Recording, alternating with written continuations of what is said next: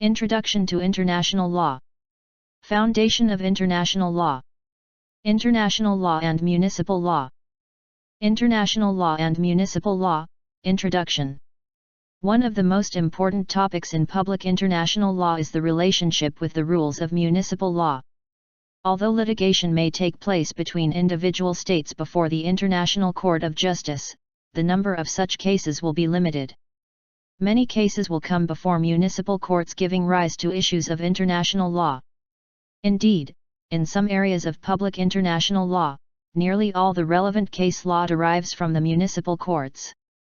Examples might be questions such as whether the courts of State A had jurisdiction to try an individual for a particular offense, or whether X is immune from the jurisdiction of the courts of State B, or whether the courts of State C should recognize certain individuals as comprising the government of State D.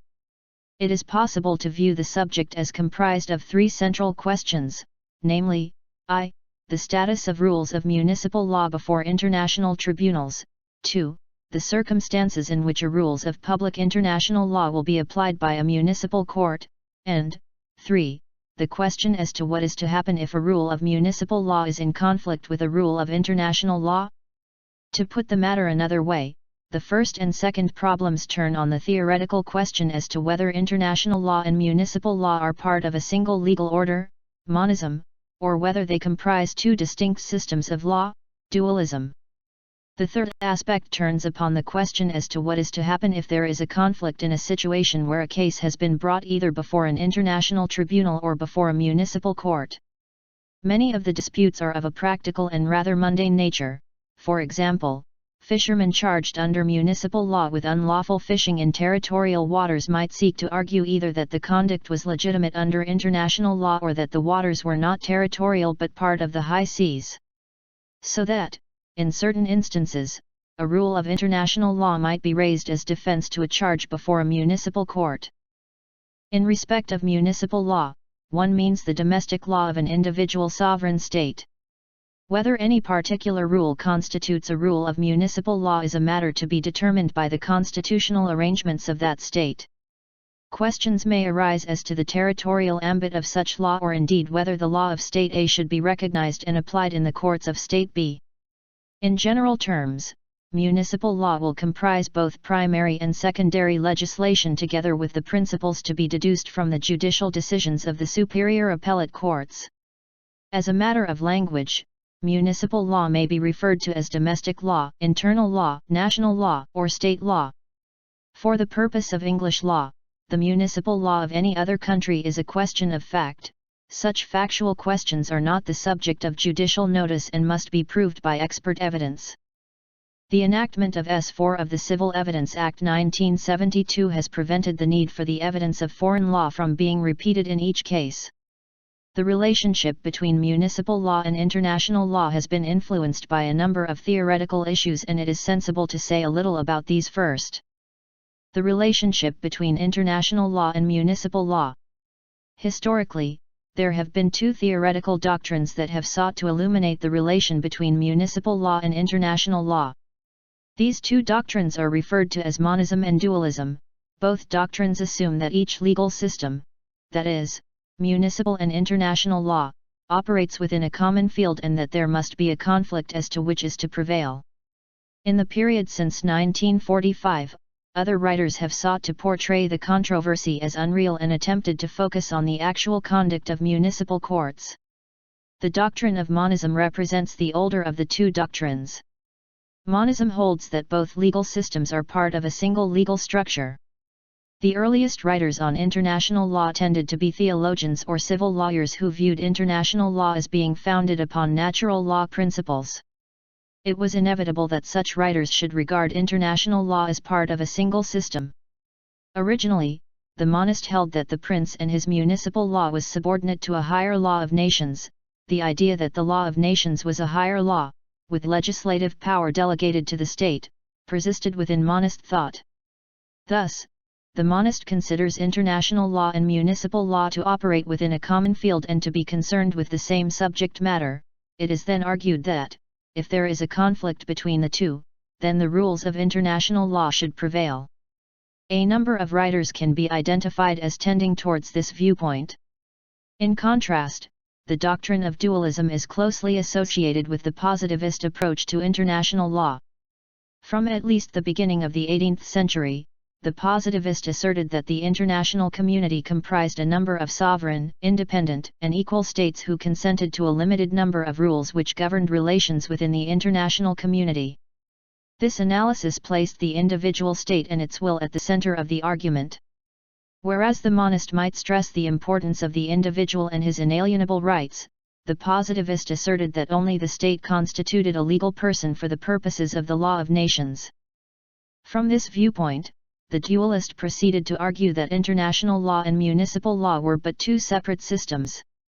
The former regulated the relations between states, while the latter was concerned with the relationship between the state and its citizens.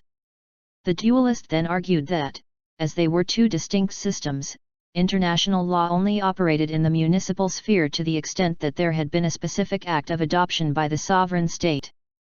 In the event of a conflict between the two, it was argued that the municipal court should give effect to municipal law. Dualism therefore was closely associated with a positivist analysis of international law, and it increased in importance in the 19th century as philosophers such as Hegel sought to place the state at the center of their political theory. The doctrine was particularly appropriate in 19th century Europe when nationalist aspirations became a motivating force in foreign policy.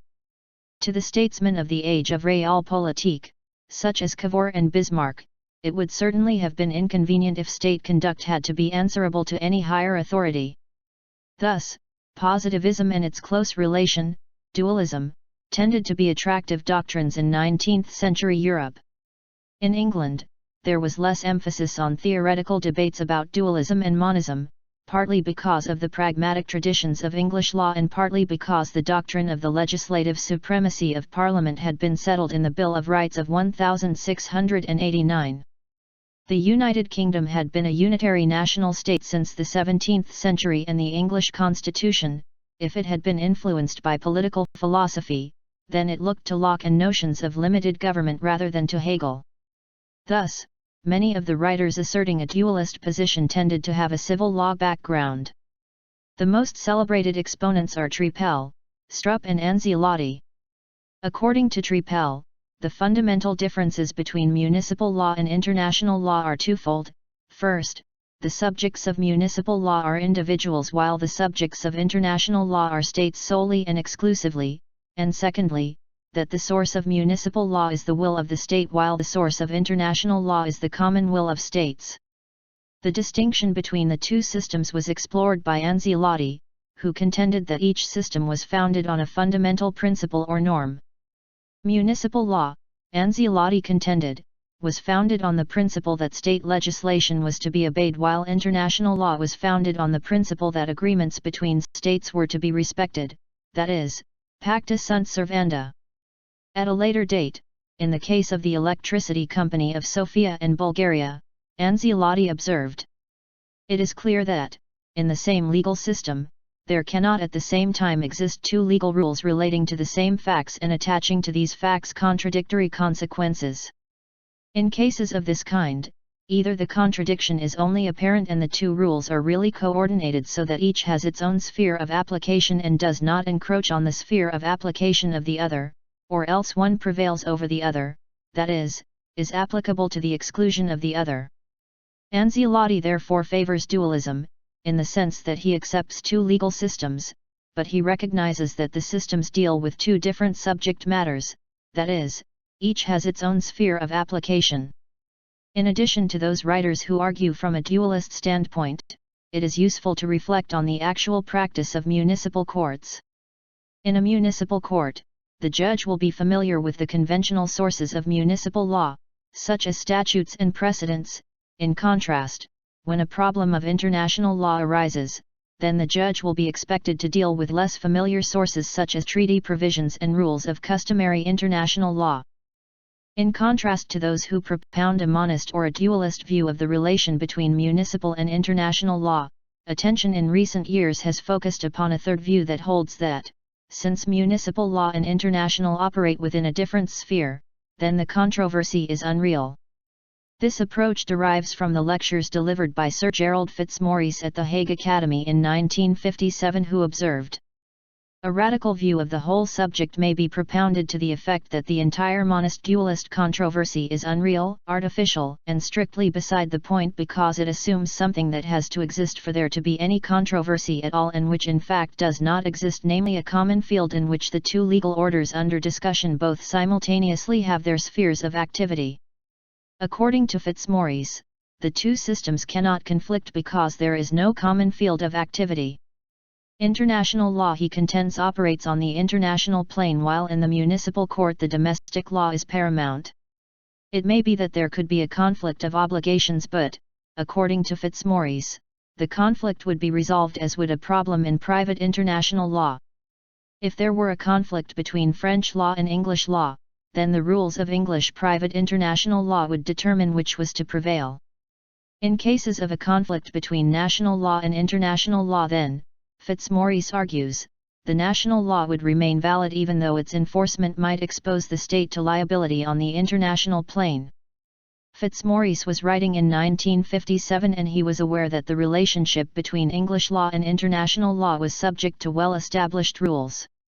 Since that date, problems have arisen under the European Convention on Human Rights, 1950, where an English court has given a judgment and then the substance of the law has been found not to comply with the international obligations of the United Kingdom.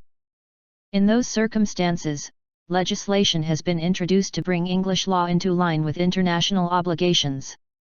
Views similar to those of Fitzmaurice are also advanced by Rousseau, who places emphasis on international law as a system of coordination. Fitzmaurice and Rousseau point to the fact that, in contemporary life, conflicts do not arise and that attention should be directed to the actual practice of the courts. In the United Kingdom, it is highly unlikely that any such conflict will arise. The expansion in international law since 1945 has been in the form of treaty obligations. As will be seen later, that is a matter governed by well-established constitutional rules that reflect a generally dualist approach to international obligations. Fitzmaurice was writing in 1957 and rightly pointed to the actual practice of the courts. Since that date there have been cases in England where an English court has given a judgment and then at a later date the state of the law has been found not to meet the international obligations of the United Kingdom. The normal procedure has been for legislation to be introduced to bring domestic law into line with international obligations. Municipal law before international courts and tribunals. As noted earlier, it is clear that, in appropriate circumstances, the judgments of a national court may constitute a source of international law. 18 Equally, the case law indicates that it will be necessary, in many instances, for an international tribunal to consider the provisions of Municipal Law 19 and the relevant concepts of domestic legal systems. 20 It is submitted that the two principal questions that give rise to difficulty are: is the international tribunal required to determine the dispute according to municipal law or international law, or both, and if the international tribunal is required to determine the dispute in accordance with international law, then are statements as to municipal law simply questions of fact. The central question that arises is as to the extent that a state may pray in aid a provision of municipal law on the international plane.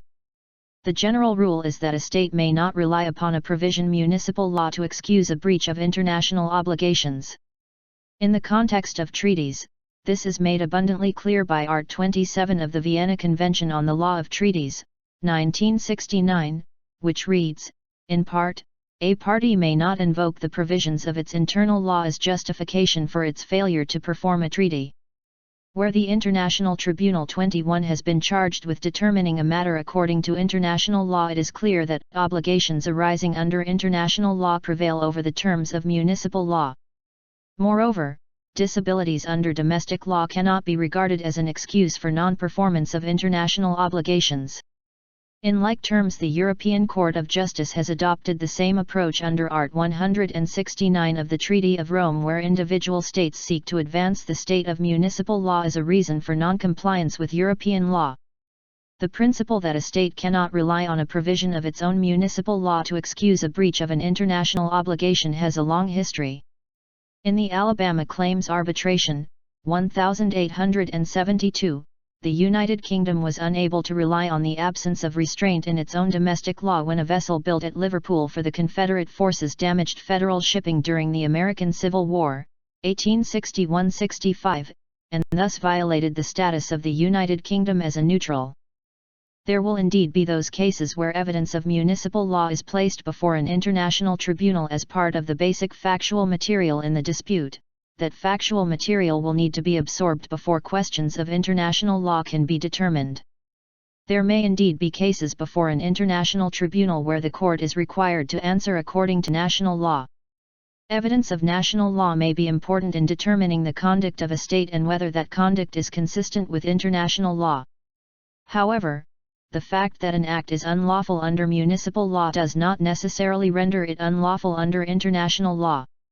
There may be situations, particularly in regard to concession agreements between a state and a private corporation, where the agreement not only stipulates that disputes should be subject to arbitration but there will be a form of choice of law clause that provides that the arbitrators are to decide according to the national law of the state and the relevant rules of international law. On a practical level, the concern of each state will be to ensure that its municipal law is in line with its international obligations. A state will be anxious to ensure that its domestic law is in accordance with any United Nations Security Council resolutions. In recent years, a state will need to ensure that its domestic legislation is in line with the provisions of any regional human rights treaty.